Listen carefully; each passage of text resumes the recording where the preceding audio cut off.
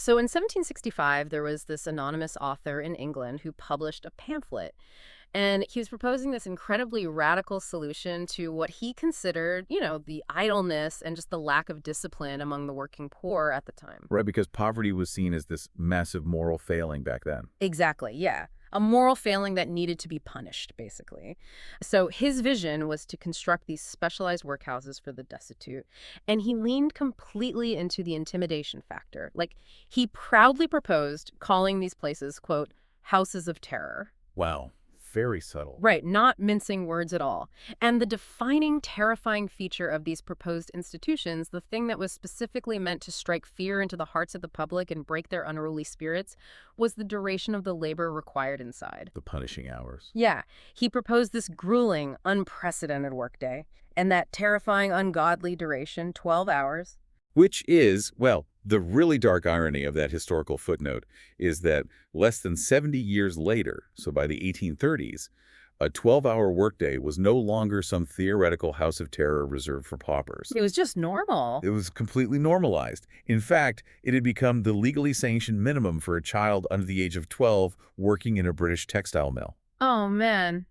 Just a child. Yeah. So what was literally designed as a psychological nightmare in the 18th century just became the foundational, everyday economic reality of the 19th century. That's a staggering shift. And welcome to this deep dive, everyone. Today, our mission is to extract the core insights from one of the most extensive, definitely most hotly debated, and influential stacks of historical and economic theory ever assembled. We're talking about the Marx and Engels collected works. Yeah, often abbreviated as the MECW. And we are plunging specifically into their highly detailed analysis of trade unions, strikes, and just the brutal daily economic struggle of the working class during the absolute crucible of the Industrial Revolution. Right, because we are looking at decades of collaborative writing here. Correspondence, journalism by Karl Marx and Friedrich Engels. And, I mean, this material is vast. It's massive. It really is. It ranges from their early 1840s philosophical texts right through the super dense analytical volumes of Capital, all the way to the actual political resolutions they drafted for the First International. So it's this sweeping but also microscopic and structural look at the entire anatomy of labor. Now, real quick, before we go any further, I need to note directly to you, the listener, that these sources obviously contain highly politically charged content. So we want to make it explicitly clear right off the bat that we are not taking sides here. Definitely not. We are not endorsing, nor are we condemning, the viewpoints or the political conclusions of the original authors. Our goal here is strictly to impartially report, unpack, and understand the historical and economic ideas contained in this original source material. Because we're basically examining the blueprints of one of history's most consequential ideological frameworks, just to understand how the architects believe the machine actually worked. Exactly. And understanding the arguments they made is just crucial, regardless of what your own personal economic philosophy is. Because these texts, they laid the theoretical groundwork for global labor movements that fundamentally reshaped the 20th century. And honestly, the economic mechanisms they attempt to describe are still hotly debated in modern macroeconomic theory today. Yeah, they are. So why should you care about texts written over a century ago?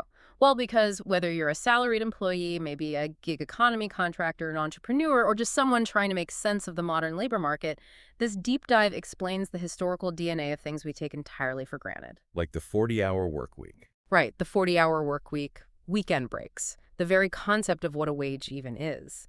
And perhaps most surprisingly, we're going to explore why the original theorists behind these global labor movements thought these specific things, like better wages and shorter hours, were actually not the ultimate goal. That's the real twist in their theory. It is. Okay, let's unpack this. Where do we even begin with a stack of theory this dense? Well, we really have to begin at the very center of the capitalist system, at least according to this specific framework. We have to start with the concept of surplus value, which is derived entirely from surplus labor. Surplus labor, okay. Yeah. In the texts, it is made emphatically clear that capital's primary goal is not the production of use values. Meaning, what do you mean by use values? Like, the goal isn't to make shoes or weave cotton or build steam engines. Those physical commodities are merely a vessel. The actual overriding goal of this system is to extract unpaid labor from the worker and materialize that into profit. But wait, let me push back on that a bit. Because modern neoclassical economics would argue that the capitalist takes on the initial financial risk, right? Yeah. They buy the factory, they purchase the raw materials, they invest in the heavy machinery. Right, the standard risk-reward model. Yeah. So in a modern framework, profit is just the market's reward for taking on that risk and successfully allocating capital. How do Marx and Engels account for capital risk in this math? I mean, they can't just ignore the fact that the factory owner fronted the cash. They don't ignore the initial investment, no. But they fundamentally reject the premise that profit is generated by risk or by the simple circulation of commodities. In their framework, which is derived from the classical labor theory of value machinery and raw materials, cannot create new value. They can't create value. No. A spindle, for example, just transfers its existing value into the yarn as it wears down over time. The only commodity in the entire market capable of creating more value than it costs to maintain is human labor power. Meaning the human being is the only variable in the equation that can actually output a surplus. That is the core mechanism, yes. And the wage form, as the text describes it, acts as this brilliant illusion. It makes all labor look like paid labor. Because you get a paycheck at the end of the week. Exactly. When you receive a paycheck, it completely extinguishes every trace of the division between the work you were actually paid for and the work you aren't paid for. So to see through this illusion, the sources break down the working day mathematically. Okay, let's hear the math. Let's say a worker needs a certain amount of value to survive, to buy food, clothing, shelter, basically to reproduce their labor power so they can physically return to the factory the next day. Right, basic cost of living. Yeah. Let's assume it takes 6 hours of average social labor to produce that equivalent value. So after 6 hours on the factory floor, I have essentially manufactured the exact equivalent of my own wages. I have earned my keep. Yes. The texts call that necessary labor. Now, if the capitalist only had you work those 6 hours, paid you your wage, and sent you home, the capitalist would simply break even. There's no profit there. Right. There would be zero profit, zero growth, and the whole system would basically stagnate. Therefore, the working day has to be extended. You don't work 6 hours. The contract stipulates you work 12 hours. Ah. And there are those extra 6 hours. Exactly. Those additional 6 hours are what the text calls surplus labor. You are still working, you are still expending energy and producing value, but you have already been compensated for your survival in the first 6 hours. That extra value, the surplus value, is quietly pocketed by the capitalist. Wow. So it is just a systemic extraction engine at its core. That's how they view it, yes.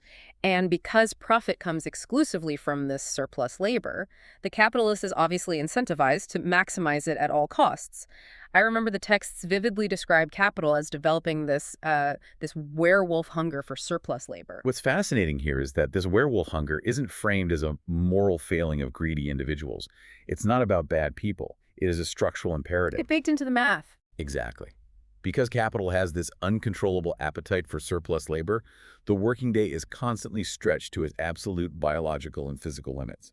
Historically, as they document extensively in Capital, we are looking at 12, 14, or even 18-hour workdays as the norm during the peak of the Industrial Revolution. And the portions of the text detailing the physical toll of that are they're harrowing. They describe capital haggling over a mealtime, like constantly trying to incorporate it into the production process itself. The worker is forced to eat while the loom is still running. Right, stealing minutes wherever they can. Yeah. The text notes that food is given to the worker in the exact same manner that coal is supplied to a boiler or grease is applied to machinery. It ceases to be a human meal. It just becomes fuel to keep the mechanism operating. It really reduces the sound sleep needed for a human body to recover into just a few hours of torpor. Just barely enough to revive a totally exhausted organism so it can work again. The texts argue that capital, in its pure form, cares absolutely nothing for the length of life of the worker. It doesn't care if you live to be 70. Not at all. It only cares about the maximum amount of labor power it can extract in a single 24-hour period. If the worker burns out, falls ill, or dies prematurely, they're simply replaced by the next body in the labor market. The drive for absolute surplus labor was so extreme that even Thomas Malthus, who was a political economist historically known for his rather grim views on population control, so definitely not someone known for his maudlin sentimentalism toward the poor. Right. Malthus was basically the doom and gloom guy of economics. Yeah. Even Malthus warned that this level of overwork was attacking the life of the British nation at its very source. The physical degradation was profound. I mean, the text talks about the sewage of civilization becoming the life element for the worker. Their senses literally ceasing to function in a human fashion due to just pure exhaustion and the toxic environments of those mills. Furthermore, Marx cites all these reports from English factory inspectors in the 1840s and 50s, and they detail how owners would steal minutes here and there. They would start the clocks 5 minutes early in the morning. Oh, wow. They'd end the shifts 5 minutes late and shave time off lunch breaks. And these stolen minutes were actually referred to by the workers as nibbling and cribbling at their time. Nibbling and cribbling. Yeah. And it sounds petty, right? 5 minutes here, 5 minutes there. But multiplied across 1,000 workers over an entire year, those stolen minutes translated into massive amounts of unpaid surplus labor. The werewolf hunger is literally insatiable. It's a classic race to the bottom, right? Like a prisoner's dilemma where market forces penalize any capitalist who unilaterally improves conditions. Like if I own a textile mill and I experience a crisis of conscience reading about these terrible conditions, I can't just drop my workers to a 10-hour day and double their pay while my competitor down the street is still ruthlessly extracting 16 hours. You absolutely cannot, and that is a vital, vital point in the Marxist framework. The texts explicitly state that the degradation of the worker does not depend on the goodwill or the ill will of the individual capitalist. They describe the compelling force of anarchy in social production. Because if I played the philanthropic boss, my production costs rise. My competitor produces cheaper yarn, undercuts me in the market, captures all my customers, and I go bankrupt. Precisely. The coercive laws of competition force every single capitalist to act as a ruthless extractor of labor, completely, regardless of their personal morality. The system demands the werewolf hunger. Eat or be eaten. Yeah. If you don't feed the hunger, you are devoured by a competitor who will.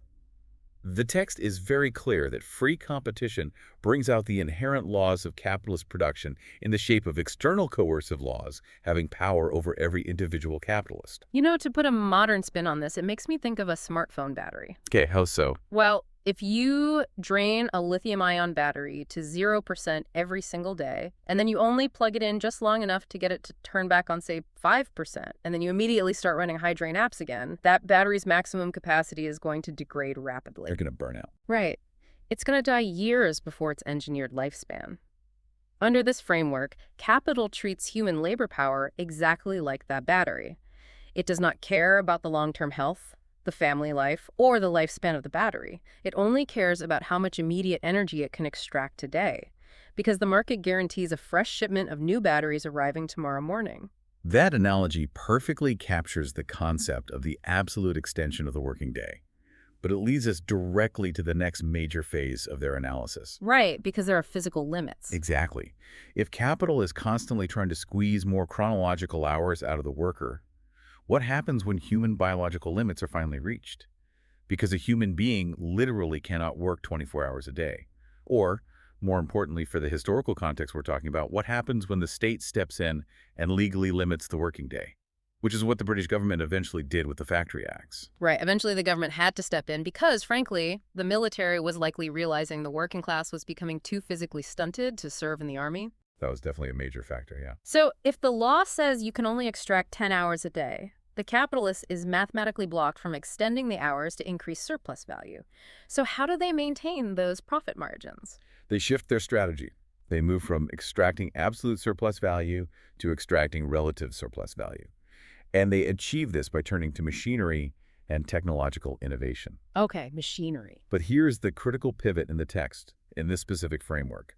Machinery is not introduced to make the worker's life easier or to reduce the burden of labor. It is introduced to intensify labor and to alter the ratio of paid to unpaid time within that newly restricted 10-hour day. Okay, let's dive into the mechanics of that, because on its face, it sounds completely counterintuitive.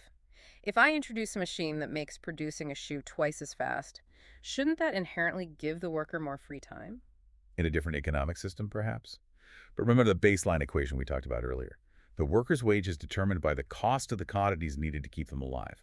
Food, clothing, shelter. If machinery is introduced across the economy, it makes producing all those basic commodities much cheaper and faster. I see the trap.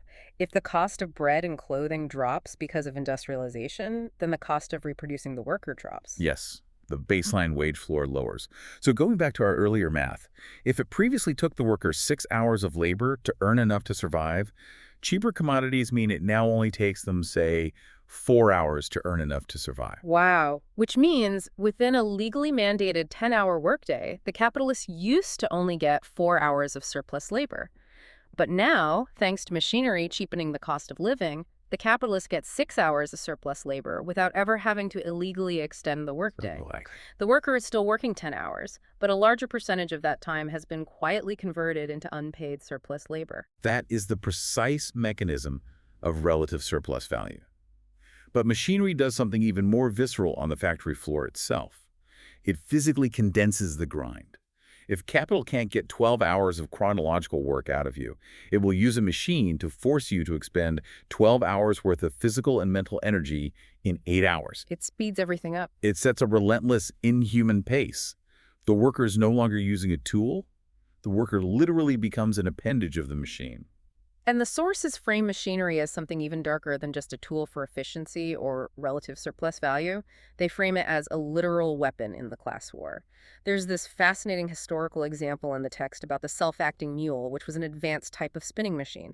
And the authors claim it wasn't just invented to make better yarn, it was explicitly commissioned and invented to quell a revolt of the spinners. Yeah, the inventors and the capitalists use mechanical genius as a direct reaction against strikes. When skilled workers organized, demanded better conditions, and used their specialized knowledge as leverage, the capitalist response was to invest in machinery that completely bypassed that human skill. Just automate them out of a job. Exactly. Andrew, who was an early 19th century philosopher of manufactures, Marx actually quotes him extensively and very derisively. Openly celebrated this. He wrote that the self-acting mule was a creation destined to restore order among the industrial classes, boasting that capital, armed with science, would always force the rebellious hands of labor into submission. Here's where it gets really interesting for me, especially when we view it through a modern lens. The dominant narrative we always hear about technology and automation is that it is supposed to free us, right? Oh, always. The promise of the machine, from the cotton gin to artificial intelligence today, is that it will reduce human toil, give us more leisure time, and allow us to pursue our passions. But according to these texts, a machine under this specific economic system doesn't reduce human toil at all. It actually multiplies it, intensifies it, and creates a constant, hovering threat of replacement. Is innovation inherently antagonistic to the worker in this framework? In the framework of capitalist production, it is viewed as an inherent tragic contradiction. Machinery is, by its sheer mechanical nature, the most powerful instrument for shortening labor time. But under the rules of capital accumulation, it becomes the most unfailing means for placing every single moment of the workers' time and their families' time at the disposal of the capitalists. It's a paradox. The paradox Marx identifies is that the economizing of labor through machines becomes the most reckless waste of human labor power. Because the saved time isn't distributed to the workers as leisure, it's weaponized against them. The texts point out that machinery accommodates itself to the weakness of the human being in order to make the weak human being, which historically meant women and children, into a machine. This was a catastrophic shift for the working class family structure.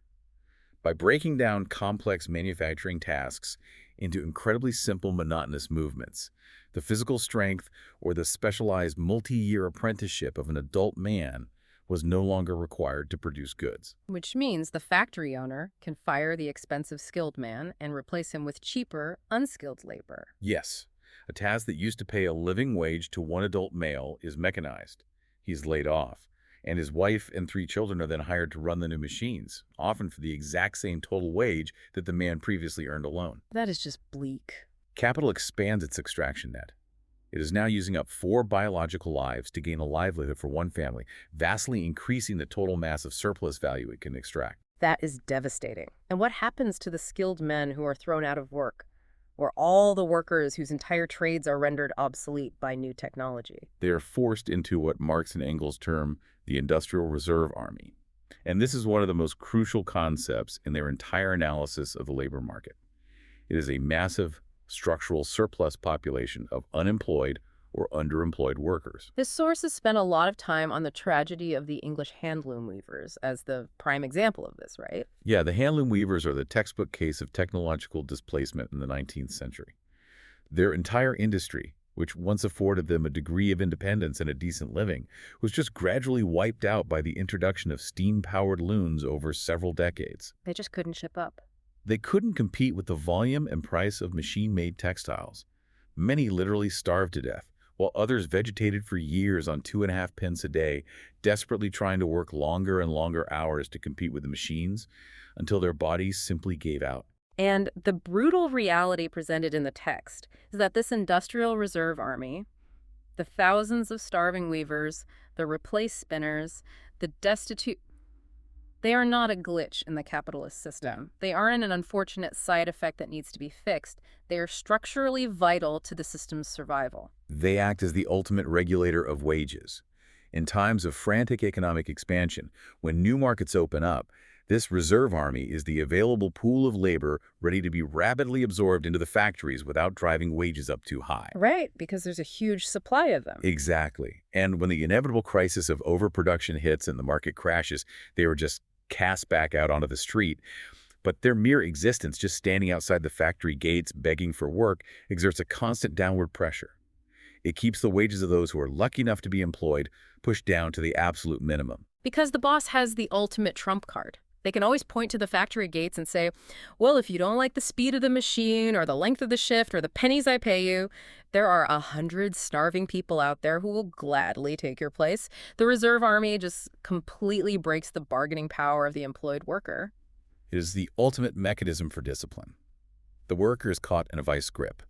On one side, capital is constantly attempting to extend their hours or intensify their labor to feed the werewolf hunger for surplus value. And on the other side, machinery is constantly threatening to render their skills obsolete and push them into the destitute ranks of the reserve army. So if capital is squeezing them with hours on one side and machines on the other, the individual worker is mathematically backed into a corner. Their physical survival literally requires them to break the rules of free market individualism. I mean, they cannot negotiate as isolated units against a factory owner who holds all the cards. This existential threat forces them to combine. And that transition from isolated, competing individuals into organized combinations, what we now know as trade unions, marks the beginning of organized resistance.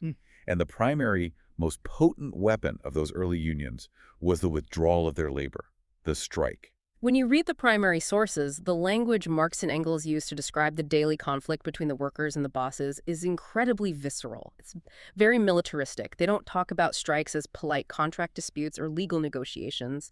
They view the daily struggle between masters and men as guerrilla fights and a literal social civil war. That militaristic language is very deliberate. They were observing the industrial landscape of Europe and seeing a literal battlefield where casualties were counted in lost limbs, early deaths, and starved families. And crucially, they absolutely unequivocally supported strikes. What makes their analysis so compelling is that they supported strikes even when the mainstream bourgeois economists of the time argued that strikes were deeply mathematically irrational. Let's explore that mainstream counterargument because it actually sounds perfectly logical on paper. Economists at the time would look at a strike and say, look at the math. If a union goes on strike for 3 months to win a meager 5% raise, the wages those workers lost during those 3 months of standing on a picket line will take them 10 years to earn back with that tiny raise. Right. Plus, they are depleting their union funds. Yeah. So they'd say, you are mathematically hurting yourselves by striking. The skilled calculators, as Marx somewhat sarcastically refers to them, would publish endless pamphlets proving that combinations and strikes cost the workers more in lost wages and dues than they ever gained in concessions.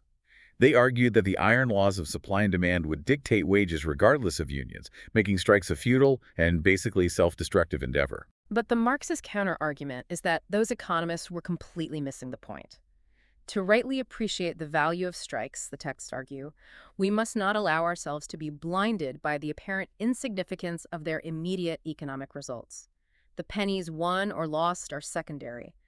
The true value lies in their moral and political consequences. The authors introduce a fascinating psychological and sociological dimension here. They argued that without these cyclical phases of prosperity, crisis, and strikes, the workers would lose their humanity entirely. There's an incredibly powerful assertion in their journalism without this constant grinding warfare, the working classes would become a heartbroken, a weak-minded, a worn-out, unresisting mass. If workers simply accepted wage cuts during every economic downturn without a fight, it would be a tacit admission of capital's absolute right to exploit them. It would be accepting the psychological and social status of a slave. Striking, even when it is mathematically doomed to fail economically, is a fierce declaration of their humanity. It is a refusal to bow completely to the dictates of the market. The moral value supersedes the economic utility. Marx and Engels describe strikes as schools of war. In these localized guerrilla fights, workers who were previously competing against each other for scraps suddenly develop courage. They learn discipline, they build solidarity, and realize their shared class interests.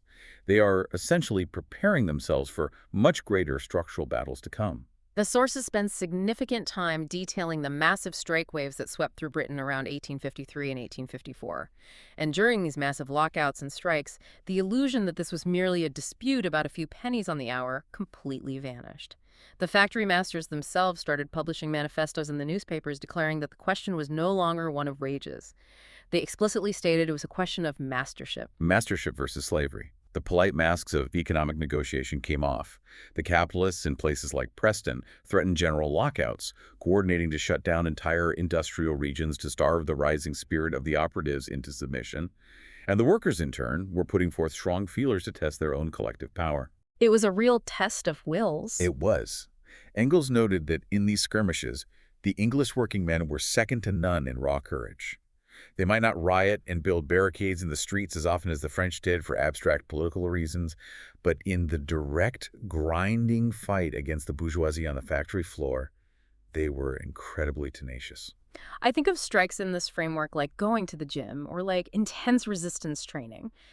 Even if you quote-unquote lose a single strike financially, just like you lose energy, and physically tear down muscle fibers during a really brutal workout, you are building something essential that didn't exist before. You are building the collective muscle memory, the discipline, and the endurance needed for the ultimate championship fight. You are training the body politic of the working class. If you never lift the weight because it hurts today, you will never have the strength to lift the heavier burden tomorrow. This raises an important question, though, and it's one of the most counterintuitive aspects of their theory. Because if strikes are the training ground, and trade unions are the organizations formed to conduct this necessary guerrilla war, what is the ultimate goal? You would assume, reading their fiery support of strikes, that Marx and Engels viewed trade unions as the ultimate solution to the workers' plight. But they didn't. They absolutely did not. In fact, they issued a massive, highly critical warning to the working class about the trap of unionizing. Right. They saw a profound danger in how unions were operating and what they were settling for. It's almost a warning against getting too comfortable in the training gym and forgetting that there's an actual war to win. They believed trade unions were historically necessary, an unavoidable first step. They were the vital centers of organization for the working class, functioning much like medieval municipalities did as centers of organization for the rising bourgeois middle class centuries earlier. Right, getting people together. Exactly. The unions checked the brutal race-to-the-bottom competition among the workers themselves. But they warned repeatedly that unions often fail because they limit their own horizons. They fall victim to what the texts describe as a conservative Manchesterism approach. Which means they focus entirely on the day-to-day bread and butter issues. Yes, fighting solely for everyday necessities. A slightly shorter workday, slightly higher wages, health insurance, basic safety regulations on the factory floor. They fight against the immediate localized symptoms of exploitation, but they leave the root cause completely unaddressed. There is a specific motto they attack in the texts, which I found fascinating because it is a phrase that sounds incredibly reasonable and just to modern ears. It was the time-honored union motto of the era, a fair day's wages for a fair day's work. Marx heavily critiques this slogan. He calls it a delusion. Why is demanding a fair day's wage considered a delusion in this framework? Because under the capitalist system of production, there is fundamentally no such thing as a fair wage. It all routes back to our discussion of surplus value. The absolute fairest wage possible under this system is just the exact market value of the commodities necessary to keep the worker alive and functioning. It is, mathematically speaking, the most unfair division of the product of labor imaginable because of the unpaid hours. Right. The worker, through their labor, creates the total new value in the commodity. Yet they receive only a fraction of it back as a wage, while the capitalist pockets the vast majority of the newly created value simply by virtue of owning the means of production. The factory, the raw materials, the machinery. Let me try to use an analogy here to visualize why they hated that slogan. Demanding a fair wage in a capitalist system is like looking at an iceberg and negotiating over the tip that's visible above the water. The union negotiates hard, and maybe they get the boss to give them 10% more of the visible ice. But the massive, unseen block of ice lurking underwater, the surplus labor, is still quietly and legally claimed by the ship owner. So by chanting a fair day's wages for a fair day's work, the union is essentially endorsing the existence of the underwater iceberg. They are saying, we accept the system where you extract surplus value from us, we just want you to extract a slightly smaller percentage. That iceberg analogy captures the critique perfectly. Unions enforce the economic law of wages, ensuring the worker actually gets the baseline value of their labor power rather than being completely starved, but they do not attack the system of wage labor itself. They treat the symptoms, but they leave the disease entirely intact. And because they only focus on the visible tip of the iceberg, they often fail to see how the system mutates around them. The sources give a great example of this mutation with the sweating system. Oh, the sweating system is a brilliant illustration of capital bypassing union pressure. Capitalists would sublet labor to middlemen. Instead of hiring 100 workers in a factory where they might unionize and demand better conditions, the capitalist gives a bulk contract to a middleman. Like a subcontractor. Yes. This middleman, the sweater, then subcontracts the work out to desperate individuals working in their own squalid homes. The union might fight the main capitalist in the factory, entirely ignoring the fact that the head laborer or middleman is now ruthlessly exploiting his own assistant workers in the slums to make his piece rate contract profitable. It's exploitation filtering all the way down, out of sight of the union's traditional battlefield. Not only that, but there is an even more insidious trap the texts warn about, and this part genuinely surprised me. They launch a blistering critique of savings banks. The sources refer to savings banks as a triple machine of despotism and a golden chain.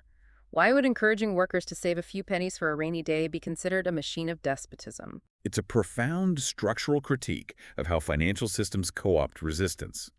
The bourgeois economists and philanthropists of the 19th century constantly lectured the working class on the virtues of thrift, urging them to put their meager savings into savings banks to prepare for sickness or old age. But Marx and Engels argue that this superficially benevolent advice actually serves to give the working class a vested interest in the preservation of the existing exploitative conditions. Because if my tiny life savings are locked up in the national bank, and the national bank lends that money to the industrial capitalists to build more factories, I now structurally need the capitalists to succeed so my bank doesn't fail and wipe out my savings. The mechanics are brilliant and brutal. The money flows from the workers into the savings bank. The bank lends it to the capitalists or the state, and both the state and the capitalists share in the profits generated by that capital. They are literally using the working people's own money, borrowed at a miserable interest rate, as a mighty industrial lever to increase their capital. Using their own money against them. Exactly. And as we established earlier, increasing capital directly increases their ruling power over the people.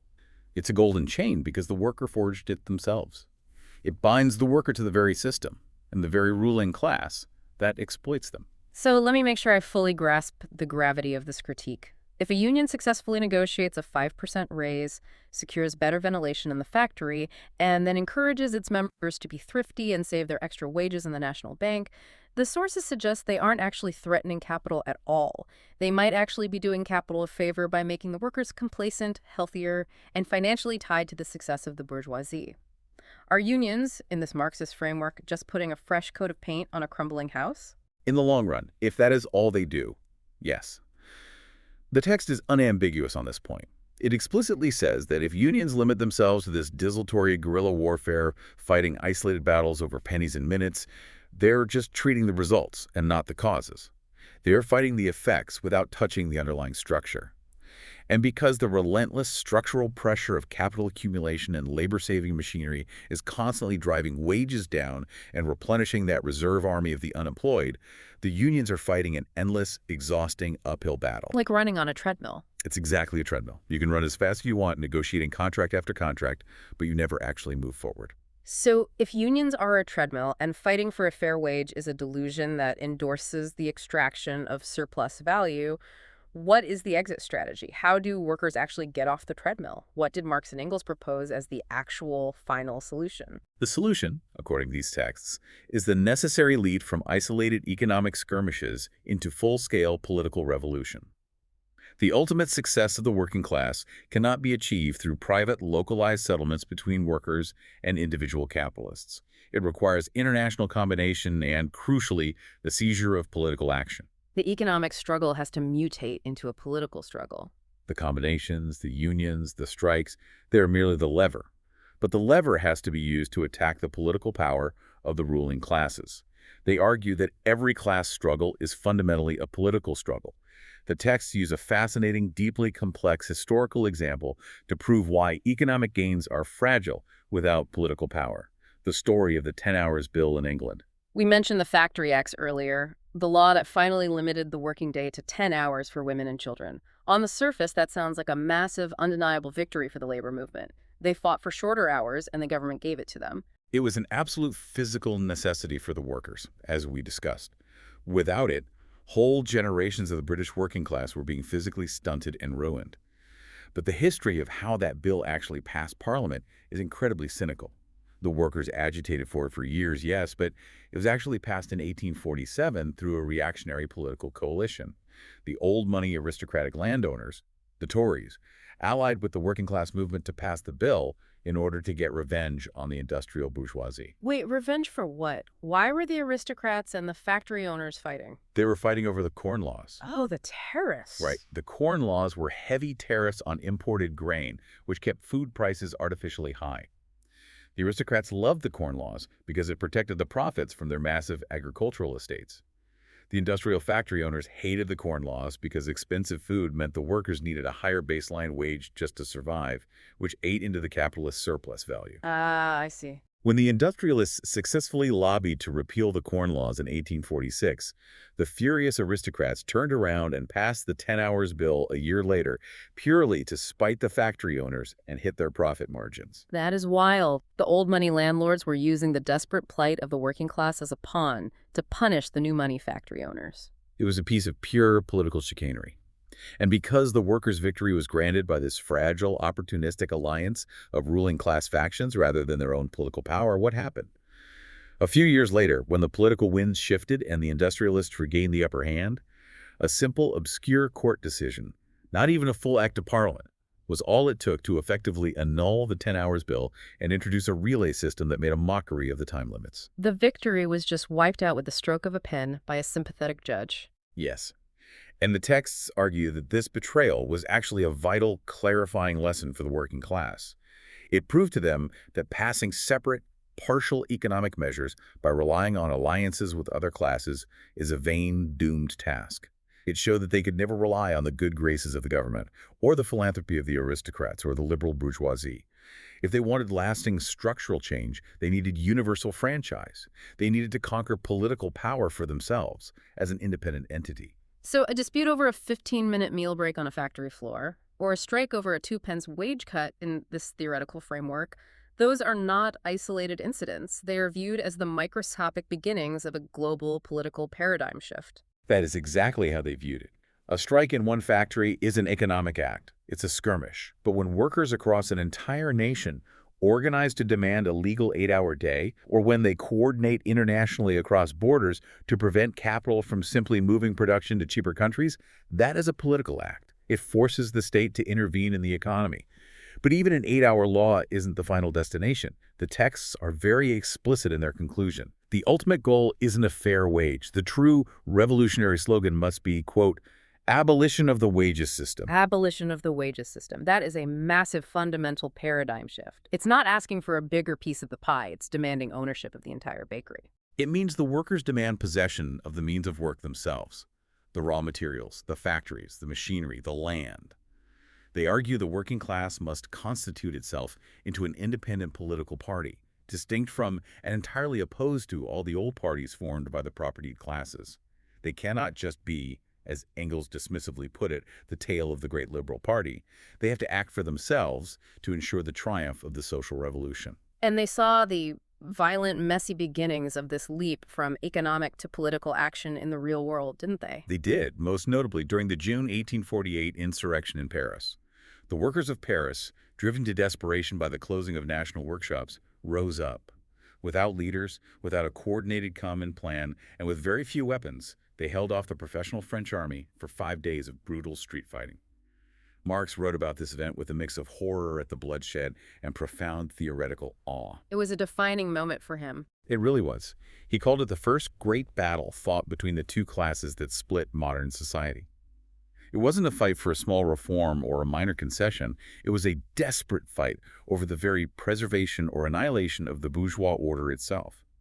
Even though the workers were crushed and massacred, it proved the historical necessity, in Marx and Engels' eyes, of independent political revolution over mere economic adjustments. So what does this all mean when we zoom out and look at this massive stack of analysis, from the granular minutiae of factory clock tampering to the barricades of Paris? If we connect this to the bigger picture, it means that the structure of our modern working lives, the hours we are expected to work, the wages we are forced to accept, the technologies that increasingly monitor and dictate our output, these are not natural laws of the universe. They are not inevitable. They are the accumulated results of centuries of this exact grueling social civil war. We've traced capital's structural, werewolf hunger for surplus labor and how it stretches the human body to its biological breaking point.